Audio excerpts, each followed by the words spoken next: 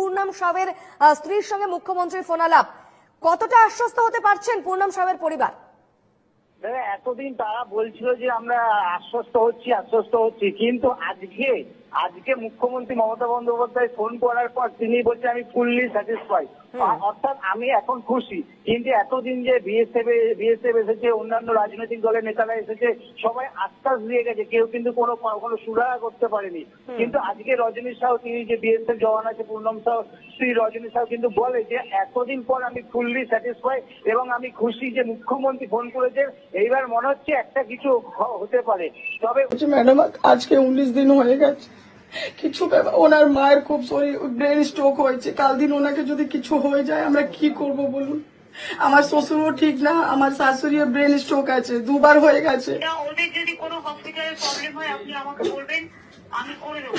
আর আপনি কি আপাতত আপনার ছেলে মেয়ে কেউ আছে? আমি এখন 3 মাসের প্রেগনেন্ট আছি ম্যাডাম, আমি এই অবস্থায় কোথাও দৌড়াবো বলুন? আমি তো কাংড়া। আপনি কোথাও দৌড়াবেন না, আপনি এখানেই থাকুন। আপনি কাছাকাছি কোনো কাজ করতে পারেন, জাস্ট ওখানে সামনে, যতক্ষণ পর্যন্ত এই ব্যাপারটা না মিটছে।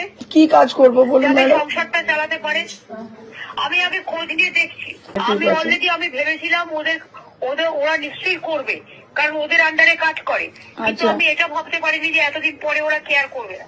আমি দেখি আমার অন্য সব কাজে লাগাচ্ছি।